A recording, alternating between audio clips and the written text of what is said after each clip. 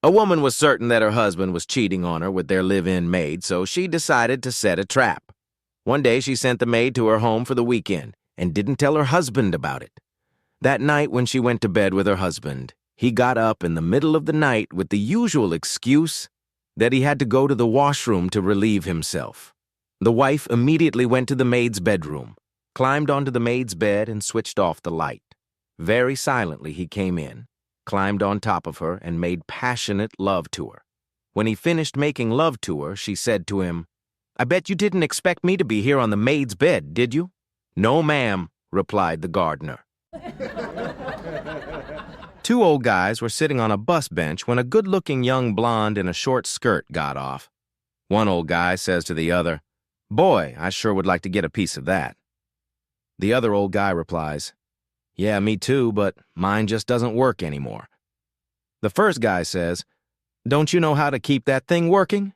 He asks, "No, how do you do that?" The other old guy says, "You have to eat a lot of French bread." So this guy goes to the store and buys 100 loaves of French bread. When he gets up to the cashier, she says, "Don't you know that's going to get hard before you eat all that?" And he replies, "Oh, you've heard about that too." A young man was visiting his brother and sister-in-law for the holidays. As he arrived at their house, he found his young nephew, Junior, helping them bake some cupcakes. After they were done, his sister-in-law allowed Junior High to put the icing on. When the boy had finished, he brought them to the table. "The cupcakes look delicious, Bob," his uncle said. He took a bite and said, "Junior, these are so good." As he finished a cupcake and took another, he again complimented his little nephew. "The cupcakes look beautiful, Bob," his uncle said. "How did you get the icing so neat?" his nephew replied. "It was easy. I just licked them." The uncle turned pale. He pointed to the plate of cupcakes. "You licked all of these?" Junior replied. "Well, no, after a while, my tongue got tired and I got the dog to help." Yesterday, a friend called and asked if I could lend her $500 to help with rent. I really wanted to help, so I told her, "Let me check my account and I'll call you right back." Before I could even check, her sister called and said, "Don't give her the money. She's lying. She actually wants it to bail her boyfriend out of jail so they can be together for her birthday."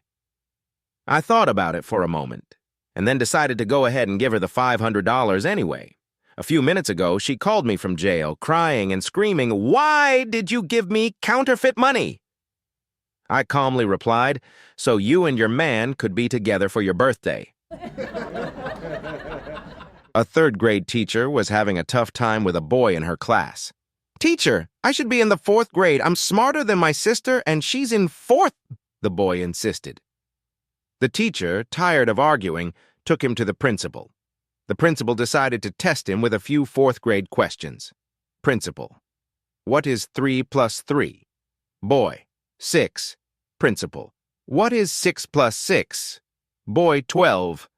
The boy answered every question correctly. Impressed, the principal told the teacher to move him up to the fourth grade, but the teacher had her doubts. "Can I ask him some of my own questions?" she asked. The principal agreed. "Teacher: What does a cow have 4 that I only have 2? Boy: "Legs." Teacher: "What is in your pants that I don't have in mine?" Boy: "Pockets." Teacher: "What starts with C, ends with T, is hairy, oval, and contains a sweet liquid?" Boy: "Coconut." The principal shifted in his chair. Teacher: "What goes in hard and dry, then comes out soft and sticky?" Boy: "Chewing gum." The principal wiped his forehead. Teacher: "You tie me down to keep me up. What am I?" Boy: "A tent." The principal was getting nervous. Teacher: "What gets bigger when you pull it fits neatly between 2 things and can save your life?" Boy: "A seatbelt." The principal sighed in relief. The teacher continued, "What starts with F and ends with K? And if you don't get it, you might use your hands?" The principal gasped, but the boy confidently answered, "Fork!" The principal had enough. "Okay, send this boy straight to college. I got all the answers wrong myself." A teacher asks her class, "If 5 birds are sitting on a fence and you shoot one, how many are left?" She calls on little Johnny. "None. The rest fly away after the first gunshot." The teacher smiles. "The correct answer is 4, but I like your thinking." Johnny grins. Now I have a question for you. 3 women are sitting on a bench eating ice cream. One is licking the sides, the second is biting the top, and the third is eating it quickly. Which one is married? The teacher blushes and hesitantly says, I guess the one who eats it quickly? No, Johnny replies, the one wearing a wedding ring. But I like your thinking. A man goes to visit his grandparents and is shocked to see his grandpa sitting on the porch in a rocking chair, wearing only a shirt, nothing from the waist down. Grandpa, what are you doing? You're out here with everything on display for the whole world to see. The old man just stares off into the distance, saying nothing. Seriously, Grandpa, why are you sitting out here half naked? Slowly, Grandpa turns to him and says, Well, last week I sat out here without a shirt on and ended up with a stiff neck. This was your grandma's idea. A woman wakes up in the middle of the night and notices her husband isn't in bed. She puts on her robe, grabs a cup of coffee, and quietly walks into the living room. Everything okay, dear? She asks as she steps into the room. Why are you up so late? The husband looks up from his coffee, looking a little serious. Do you remember 20 years ago when we were dating and you were only 15? He asks. Yes, I do, she replies, smiling. The husband pauses, struggling to find the words. Do you remember when your dad caught us? Well, let's just say we were in a bit of trouble. Yes, I remember, she says, sitting down beside him. He continues, Do you remember when he told me, either you marry my daughter or you're going to regret it? I remember that too, she chuckles. He wipes away a tear and says, I would have been free today. Little Johnny went to a horse auction with his dad. As they walked around, Johnny watched his father inspect each horse, running his hands up and down its legs, rump, and chest. After a while, Johnny asked, Dad, why are you doing that? His father replied, Well, son, when I buy horses, I have to make sure they're healthy and in good shape. Johnny, looking a little concerned, said, Dad, I think the UPS guy wants to buy Mom. A man is driving through the backwoods of Montana when he spots a sign in front of a rundown shack. Talking dog for sale. Curious, he knocks on the door. An old-timer answers and tells him the dog is in the backyard. The man steps out back and finds a well-groomed Labrador sitting there. You talk? He asks. Yep, the lab replies. The man's jaw drops. Once he gathers himself, he says, Okay, what's your story? The dog sighs and begins, Well, I discovered I could talk when I was a pup. Figured I should put my gift to good use, so I told the CIA.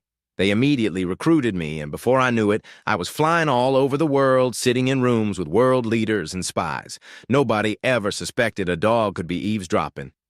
I was their top agent for 8 years, but all the travel wore me out, so I took a job doing undercover security at the airport.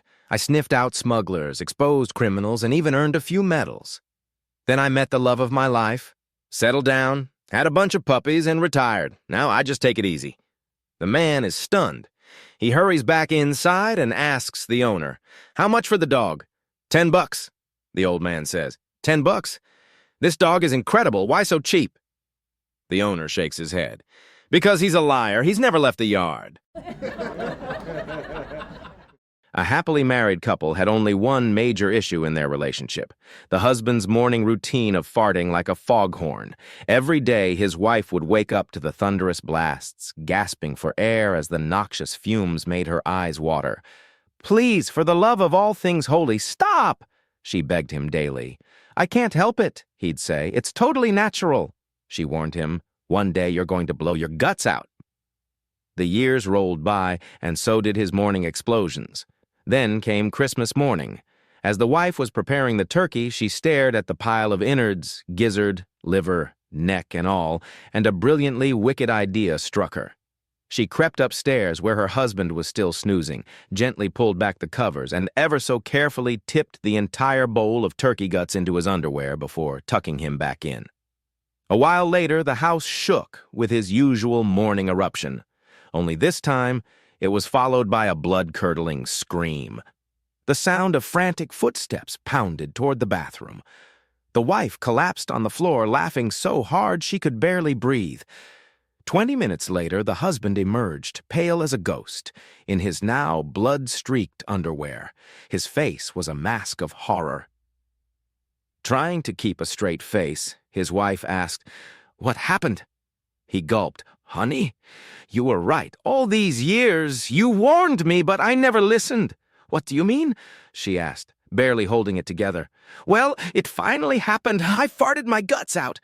He shuddered, then added, "But by the grace of God, some Vaseline and 2 fingers, I think I got most of them back in." A family is driving along on holiday when a frog suddenly hops onto the road. The husband, who's behind the wheel, slams on the brakes just in time. Feeling compassionate, he gets out, carefully picks up the frog and carries it to safety on the side of the road. Grateful, the frog looks up at him and says, "Thank you. As a reward, I'll grant you 1 wish." The man thinks for a moment and says, "Please make my dog win the next big race." The frog nods. "Sure, let me take a look at him."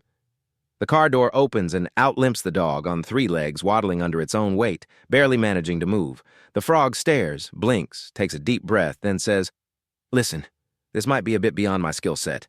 Maybe you'd like to wish for something else?" The man shrugs.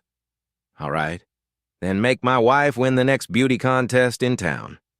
The frog nods. "Fair enough. Let's see her." The wife steps out of the car and walks over. The frog stares again, blinks harder, rubs its tiny green temples. Then, with a sigh, it turns back to the man and says, You mind if I take another look at that dog?" Who the heck is Larry? Well, Larry is the guy who stumbles home late one night, and his wife Linda is waiting at the door with her arms crossed. "Where have you been?" she demands. "Got myself a tattoo," Larry says, grinning. "A tattoo?" Linda squints. "What kind of tattoo?" $100 bill right on my, you know." Linda gasps. "What on earth possessed you to do that? Why would a CPA get a $100 bill tattooed there?" Larry smirks. "Glad you asked. I'd like to watch my money grow. Sometimes I enjoy playing with my money. I love the feel of cash in my hands. And best of all, now instead of going shopping, you can stay home and spend some quality time with $100. An older lady was somewhat lonely and decided she needed a pet to keep her company, so off to the pet shop she went. She searched and searched. Nothing seemed to catch her interest except this ugly frog. As she walked by the jar he was in, he looked and winked at her. He whispered, "I'm lonely too. Buy me and you won't be sorry." The old lady, what the? She hadn't found anything else. She brought the frog and put him in the car. Driving down the road, the frog whispered to her, "Kiss me and you won't be sorry." So the old lady figured, what the heck, and kissed the frog. Immediately, the frog turned into a gorgeous, sexy, young, handsome prince. The prince then kissed the old lady back, and guess what the old lady turned into? She turned into the first motel she could find. A man was in a terrible accident, and his manhood was mangled and torn from his body. His doctor assured him that modern medicine could give him back his manhood, but that his insurance wouldn't cover the surgery since it was considered cosmetic. The doctor said that the cost would be $3,500 for small, $6,500 for medium, and $14,000 for large. The man was sure he wanted a large, but the doctor urged him to talk it over with his wife before he made any decision. The man called his wife on the phone and explained their options. The doctor came back into the room and found the man looking quite dejected. "Well, what have the two of you decided?" asked the doctor.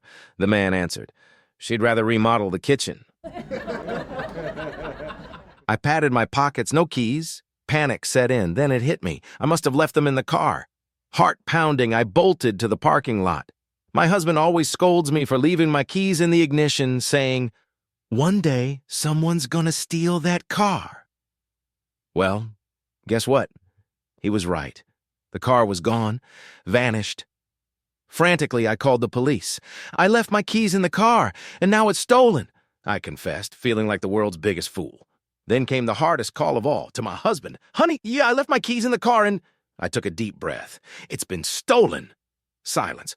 Long, terrifying silence. Then, finally, his voice, slow, deliberate, pissed. "Are you kidding me? I dropped you off!"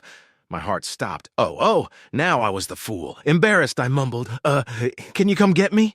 His reply, "Yeah, just as soon as I convince this cop that I didn't steal your damn car." Ah, the golden years, full of wisdom and senior moments. The Smiths had been struggling to have children and decided to use a surrogate father to help start their family. On the big day, Mr. Smith kissed his wife goodbye and said, "Well, I'm off. The man should be here soon." About 30 minutes later, the doorbell rang. Standing there was a door-to-door baby photographer hoping to make a sale. "Good morning, ma'am," he greeted cheerfully. "I've come to—" "Oh, no need to explain," Mrs. Smith interrupted, blushing. "I've been expecting you." The photographer smiled. "Well, that's great. Did you know babies are my specialty?" "Well, that's what my husband and I were hoping for. Please come in and have a seat." After a brief pause, she hesitantly asked, "So, where do we start?" "Leave everything to me," he assured her. "I usually try 2 in the bathtub, 1 on the couch, and maybe a couple on the bed. Sometimes the living room floor works best. You can really spread out there." "Bathtub? Living room floor? No wonder it didn't work for Harry and me," she gasped. The photographer chuckled. "Well, ma'am, none of us can guarantee a perfect shot every time. But if we try different positions and I shoot from 6 or 7 angles, I'm sure you'll be pleased with the results." "My goodness, that's a lot," Mrs. Smith exclaimed. "Ma'am, in my line of work, patience is key. I'd love to be in and out in 5 minutes, but I'm sure you'd be disappointed." "Don't I know it?" she muttered.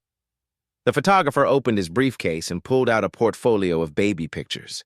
"This one was taken on top of a bus," he said. Mrs. Smith gasped. "On a bus?" "Oh, yes. And these twins turned out beautifully, despite their mother being a bit difficult to work with." "She was difficult." "Very. I finally had to take her to the park. People were crowding around, 4 or 5 deep, just to watch." Mrs. Smith's eyes widened. 4 or 5 deep? The photographer nodded. "And for over 3 hours. The mother was squealing the whole time. I could barely concentrate. When it got dark, I had to rush my shots. And then the squirrels started nibbling on my equipment, so I had to pack it up." Mrs. Smith leaned forward, shocked. "You mean they actually chewed on your equipment?" "Oh, yes, ma'am. Happens more often than you'd think. Anyway, if you're ready, I'll set up my tripod and get started." "Tripod?" she squeaked. "Oh, yes, ma'am. I need it to rest my cannon on. It's much too big to hold in my hands for long." Mrs. Smith fainted. A large woman in a sleeveless sundress walks into a pub in Berlin. She raises her right arm, revealing a huge, hairy armpit. She points to all the people sitting at the bar and asks, "What man here will buy a lady a drink?" The pub goes silent as the patrons try to ignore her. But down at the end of the bar, an old, squinted-eyed Bob slams his hand down on the bar and bellows, "Give the ballerina a drink." The publican pours the drink, and the woman chugs it down. She turns to the patrons and again points around at all of them, revealing the same hairy armpit, and asks, "What man here will buy a lady a drink?" Once again, Bob slaps his money down on the bar and says, "Give the ballerina another drink." The publican approaches the little Jimmy man and says, "Tell me, Patty, it's your own darn business if you want to buy the lady a drink, but why in tarnation do you keep calling her the ballerina?" Bob replies, "Any woman who can lift her leg that high has got to be a ballerina." A young boy walked home from school each day, passing an 8-year-old girl's house. One day, as he was passing by carrying a football, he couldn't resist taunting the girl. He held up the football and said, "See this football? Football is a boy's game, and only boys can have a football." The little girl ran into the house and cried to her mother, "I want a football." Being a modern woman, her mother went out and got her one. The next day, the girl is waiting for the little boy, and he rides up on his bike. She held up the football. "Nah, nah, nah, nah." The little boy angrily pointed to his bike and said, "Oh, yeah. Well, this is a boy's bike, and only boys get boys' bikes, and you can't have one." She ran into Mum, and the next day she is waiting for him on her new boy's bike. The little boy got furious, pulled down his pants, and pointing to his private parts said, "Look, only boys have these, and your mom can't buy you one." The next day, he walked by and said to her, "Well, I guess I showed you."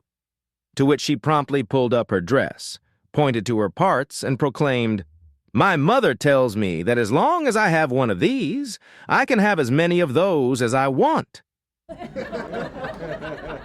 One day, an out-of-work mime is visiting the zoo and attempts to earn some money as a street performer.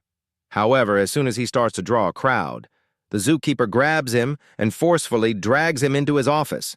The zookeeper then explains to the mime that the zoo's most popular attraction, a gorilla, has died suddenly. The keeper fears that attendance at the zoo will fall off. He offers the mime a job to dress up as the gorilla until they can get another one. The mime accepts. The next morning, before visitors arrive at the zoo, the mime puts on the gorilla suit and enters the cage. He discovers that it's a great job. He can sleep all he wants, play, and make fun of people, and he draws bigger crowds than he ever did as a mime. However, eventually the crowds tire of him and he gets bored just swinging on tires. He begins to notice that the people are paying more attention to the lion in the cage next to his.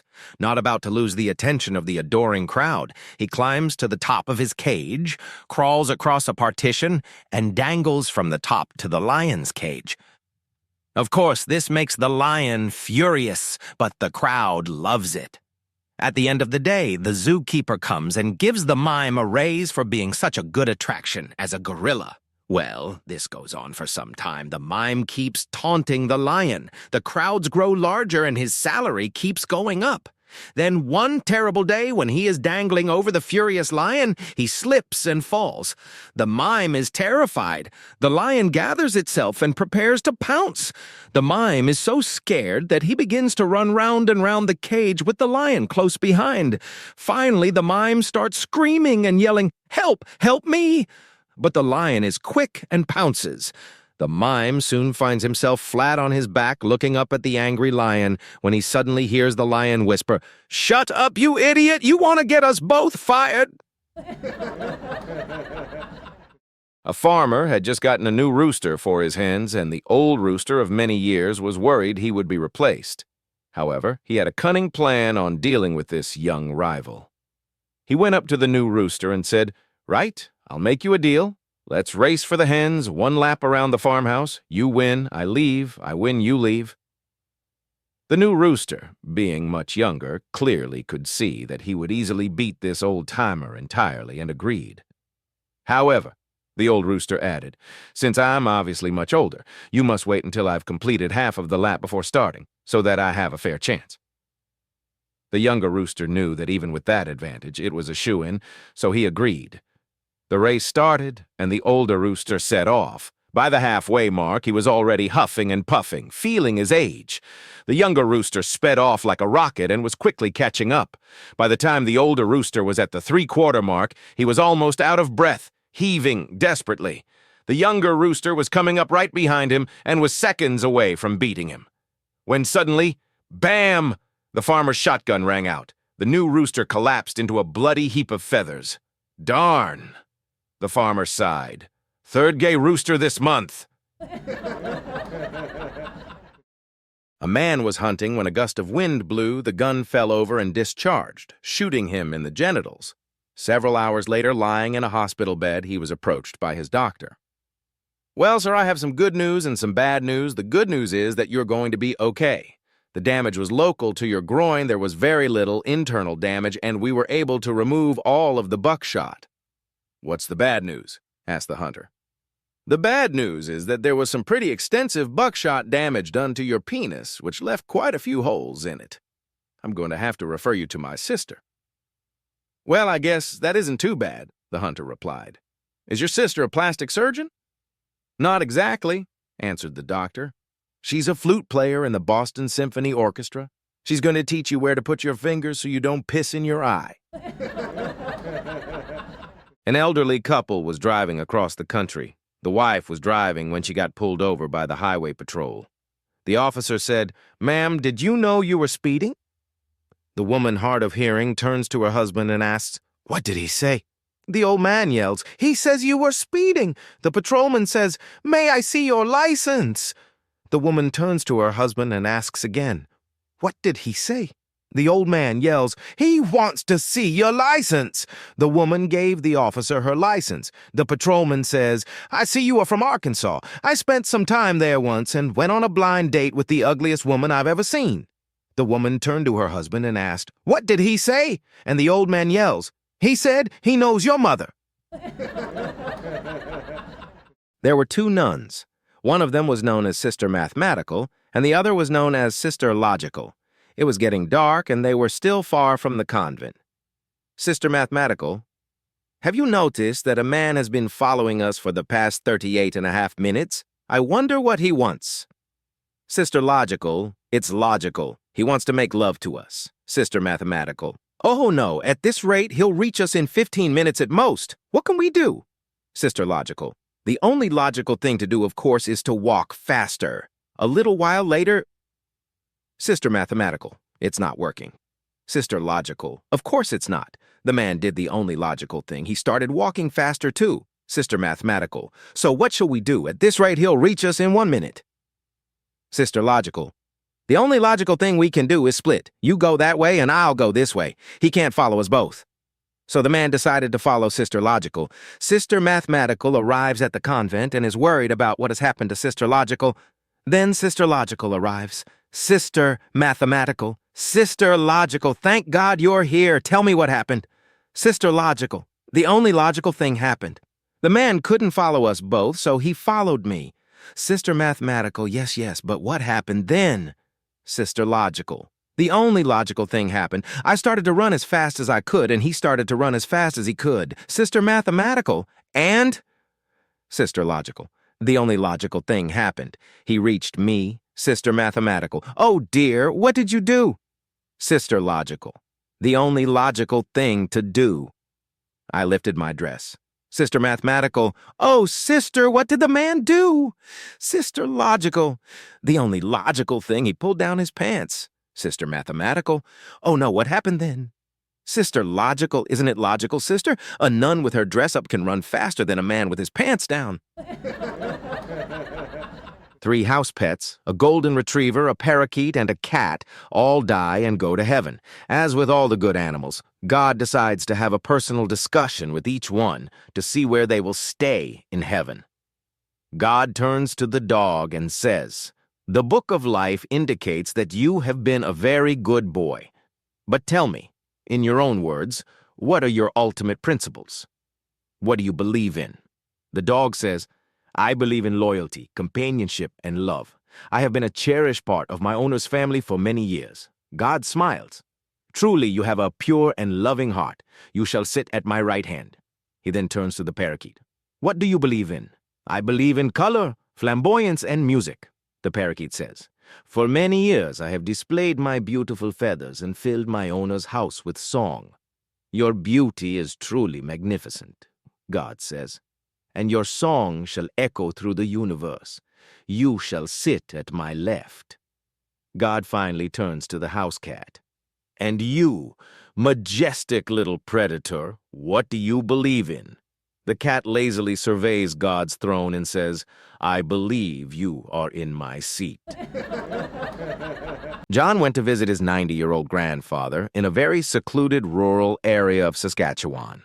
After spending a great evening chatting the night away, the next morning John's grandfather prepared a breakfast of bacon, eggs, and toast. However, John noticed a film-like substance on his plate and questioned his grandfather, asking, "Are these plates clean?" His grandfather replied, "They're as clean as cold water can get 'em. Just you go ahead and finish your meal, sonny." For lunch, the old man made hamburgers. Again, John was concerned about the plates, as his appeared to have tiny specks around the edge that looked like dried egg, and asked, "Are you sure these plates are clean?" Without looking up, the old man said, "I told you before, sonny, those dishes are as clean as cold water can get them. Now don't you fret. I don't want to hear another word about it." Later that afternoon, John was on his way to a nearby town, and as he was leaving, his grandfather's dog started to growl and wouldn't let him pass. John yelled, "Grandfather, your dog won't let me get to my car." Without diverting his attention from the football game he was watching on TV, the old man shouted, "Cold water, go lay down now, you hear me?"